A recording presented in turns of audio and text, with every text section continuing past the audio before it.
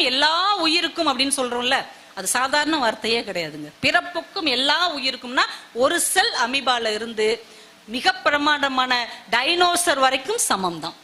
அமெரிக்கால இருக்கிற குழந்தையில இருந்து ஆப்பிரிக்காவின் கடைக்கோடியில் இருக்கிற குழந்தை வரைக்கும் எல்லாரும் ஒண்ணுதான்.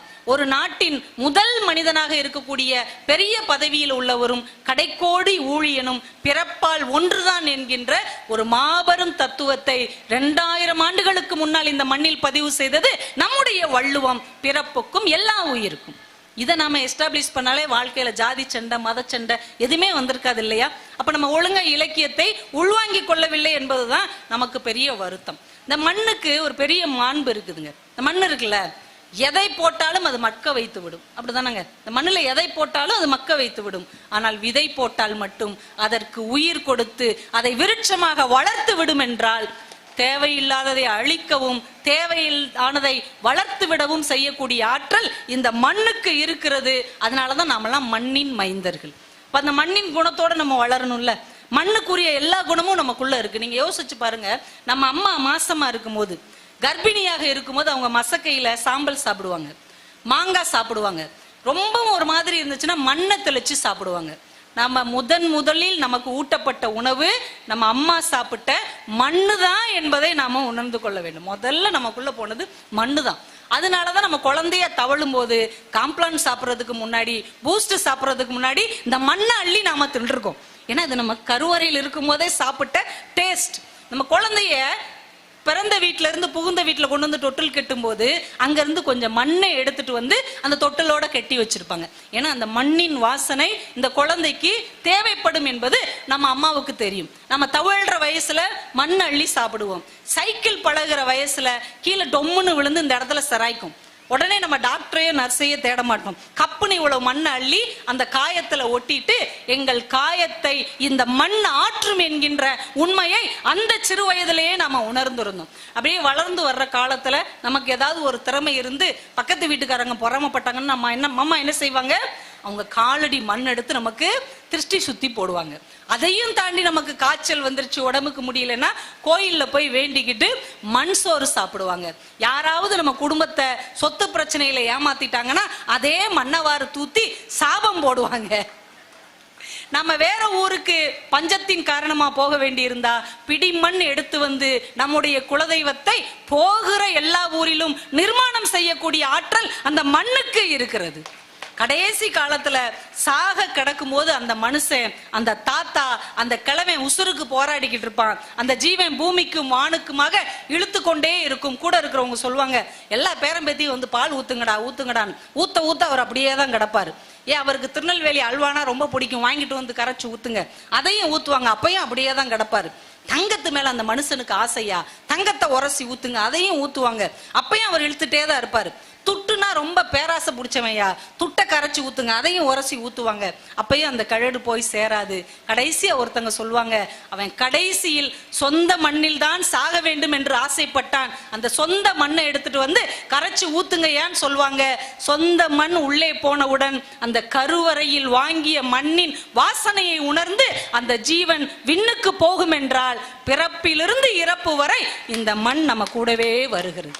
அதனாலதான் நம்ம மண்ணின் மைந்தர்கள், மண்ணுக்கேத்த பொண்ணு என்று இந்த மண்ணை வைத்துதான் நம்ம அடையாளம் காணப்படுகிறோம் என்றால் அந்த மண்ணின் குணம் நமக்கு இருக்கணும் இல்லையா? இந்த மண்ணின் குணம் என்னதுங்க? ஒரு ஆசிரியை பாடம் நடத்திட்டு இருக்கிறாங்க, அன்புடைமை நடத்திட்டு இருக்கிறாங்க. இந்த மாணவிகள்கிட்ட எல்லாம் சொல்றாங்க, அன்பை பரிமாறிக்கொள்ளுகிறார் இல்ல அன்பை அடையாளம் காணக்கூடிய ஏதாவது ஒண்ணு நாளைக்கு நீங்க ஒவ்வொருத்தரும் கொண்டு வரணும் அப்படின்னு. ஒரு மாணவி என்ன பண்றாங்க, ஒரு அழகான ரோஜா பூ கொண்டு வர்றாங்க. இன்னொரு மாணவி ஒரு வண்ணத்து பூச்சியை கொண்டு வராங்க. டீச்சர், இது எனக்கு ரொம்ப பிடிச்சிருந்தது, இதை உங்களுக்கு பரிசா கொடுக்கணும்னு கொண்டு வந்தேன். இன்னொரு பொண்ணு சொன்னா, டீச்சர் எங்க விட்டுட்டு ஒரு மொட்டை பனைமரம் இருக்கு, அதுல கண்ணு முழிக்காத ஒரு கிளிக்குஞ்சு இருக்கு, அதை உங்களுக்காக கொண்டு வந்தேன், அது கண்ணு முழிச்ச உடனே நீங்க பேச்சு கட்டு கொடுத்தீங்கன்னா உங்க பேரையே அது சொல்ல பழகிரும், அந்த கிளிக்குஞ்சை பரிசா கொடுக்குது. 4வது மாணவி வெறும் கையோடு வந்தால் ஆசிரியை கேட்டால், அன்பை பரிமாறுகிற எதுவுமே உனக்கு கிடைக்கவில்லையா? அந்த மாணவி சொன்னால், டீச்சர் நானும் பூவை பார்த்தேன், ஆனா என் கையில் பறித்து வைத்திருப்பதை விட அது செடியில் இருக்கும்போது தான் சிரித்து கொண்டே இருக்கிறது. நானும் அந்த வண்ணத்து பூச்சியை பார்த்தேன் டீச்சர். அந்த வண்ணத்து பூச்சியை கைகளில் பிடித்தோம் என்றால் அது தான் உயிரை விட்டுரும். அது உயிரோடு சுதந்திரமாக இருப்பதுதான் நல்லதுன்னு அதையும் விட்டுட்டேன். அந்த கிளிக்குஞ்சை நானும் பார்த்தேன். ஆனால் அதை எடுத்து வந்து விட்டால் தாய்ப்பறவை அழுகுமே என்றுதான் அந்த கிளிக்குஞ்சையும் நான் எடுக்காமல் வந்து விட்டேன் என்று அந்த மாணவி சொன்னாள். ஆசிரியை அவளை கட்டி அணைத்து கொண்டு சொன்னாள், அன்பு என்பது இதுதான். இன்னொரு உயிரை காயப்படுத்தாமல் அதன் இஷ்டத்துக்கு வாழ விடுவதுதான் உண்மையான அன்பு என்று அந்த ஆசிரியை சொன்னார். பிற உயிர்களை தன் உயிராக நேசிப்பதுதான் உண்மையான அன்பு. அதைத்தான் இந்த மண் நமக்கு கற்றுக் கொடுத்திருக்கிறது. பிரேசில்ல ஒரு மிகப்பெரிய கோடீஸ்வரர் ஒரு விளம்பரம் கொடுக்கிறார். 10 லட்சம் அமெரிக்க டாலர் பெருமானம் உள்ள அவருடைய சொகுசு காரை குழி தோண்டி புதைக்க போறேன் அப்படின்னு விளம்பரம் கொடுக்கிறார். மக்கள்லாம் அதிர்ச்சியாகி அந்த இடத்துக்கு வந்து கூடுறாங்க. எதுக்குங்க இவ்வளவு விலை உயர்ந்த ஒரு நல்ல காரை ஏன் குழி தோண்டி மண்ணுல புதைக்கிறீங்க? நான் இறந்த பிறகு இது எனக்கு உதவியா வரும், என்னையும் இதே இடத்துல தான் புதைக்க சொல்ல போறேன். மக்கள் எல்லாம் திட்டி இருக்கிறாங்க. ஏங்க யாருக்காவது இல்லாதவங்களுக்கு கொடுக்கலாம்ல, இவ்வளவு காஸ்ட்லியான காரை யாராவது இப்படி புதைப்பாங்களா, இப்படி வீணடிப்பாங்களா அப்படின்னு கோபமா பேசியிருக்கிறாங்க. இப்ப அந்த கோடீஸ்வரர் பதில் சொல்லி இருக்கிறார், ஒரு 10 லட்சம் ரூபாய் பெருமானம் உள்ள ஒரு காரை புதைத்ததற்கே உங்களுக்கு இவ்வளவு கோபம் வருது. விலை மதிப்பே இல்லாத மனித உடலில் இருக்கிற கண், கிட்னி, நுரையீரல், மூளை மாதிரி 10 உயிர்களுக்கு பயன்படக்கூடிய உடலை நீங்கள் இந்த மண்ணில் புதைக்கிறீர்களே, அது எந்த விதத்தில் நியாயம் என்று அந்த கோடீஸ்வரர் கேட்டார். ஒரு மனுஷன் இறந்து போனா அப்படியே புதைச்சிடுறோம்ல. ஆனா இறப்பதற்கு முன்னால் ஒரு கண் தானம் செய்திருந்தால், அவர் உடம்பில் இருக்கிற உறுப்புகளை தானம் செய்திருந்தால் அது எத்தனை உயிர்களுக்கு பயன்படும் என்பதை நாம் உணர்ந்து கொண்டோம் என்றால் தான் இந்த மண்ணின் மாண்பை நாம் புரிந்திருக்கிறோம் என்று அர்த்தம். நம்ம தமிழ்நாட்டுல திருவாரூர்ல ஒரு தமிழ் ஆசிரியர் கொஞ்சம் வருஷத்துக்கு முன்னாடி, வரதராஜன் அவருக்கு பேர், தன் இறுதி காலத்தில் ஒரு கடிதம் எழுதி தன்னுடைய தலையணைக்கு அடியில வச்சிருந்தார். அவர் இறந்து போனதுக்கு அப்புறம் அந்த கவர் எடுத்து பிரிச்சு பார்க்கறாங்க. அதுல ஒரு கடிதம் எழுதியிருக்கிறார். நான் 36 ஆண்டுகளாக தமிழாசிரியராக பணியாற்றினேன். வாழும் காலத்தில் நல்ல நெறிகளையும் பண்புகளையும் என் மாணவர்களுக்கு நான் கற்றுக் கொடுத்தேன். இறந்த பிறகும் இந்த உடல் இந்த மக்களுக்கு பயன்பட வேண்டும் என்று ஆசைப்படுகிறேன். என் உடலை தயவு செய்து எரிக்கவோ புதைக்கவோ செய்யாதீர்கள். தஞ்சாவூர் மருத்துவக் கல்லூரிக்கு என் உடலை தானம் செய்து விடுங்கள் என்று அவர் எழுதியிருந்தார். கீழே பின்குறிப்புன்னு ஒன்று எழுதியிருந்தார். என் உடலை நான் தானம் செய்து விடுவதால் யாருக்கும் பாதிப்பு இல்லை. ஆனால் நம் சுடுகாட்டில் இருக்கிற வெட்டியானுக்கு ஒருவேளை பாதிப்பு ஏற்படலாம். அதனால் இந்த கவரோடு நான் நினைத்திருக்கிற 2000 ரூபாய் பணத்தை அந்த எளிய மனிதரிடம் கொடுத்து விடுங்கள் என்று அவர் எழுதியிருந்தார். என்னங்க மனுஷன்?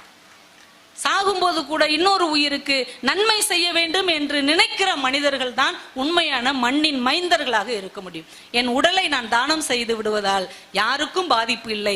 ஆனால் நம் சுடுகாட்டில் இருக்கிற வெட்டியானுக்கு ஒருவேளை பாதிப்பு ஏற்படலாம். அதனால் இந்த கவரோடு நான் நினைத்திருக்கிற 2000 ரூபாய் பணத்தை அந்த எளிய மனிதரிடம் கொடுத்து விடுங்கள் என்று அவர் எழுதியிருந்தார். என்னங்க மனுஷன்? சாகும்போது கூட இன்னொரு உயிருக்கு நன்மை செய்ய வேண்டும் என்று நினைக்கிற மனிதர்கள் தான் உண்மையான மண்ணின் மைந்தர்களாக இருக்க முடியும்.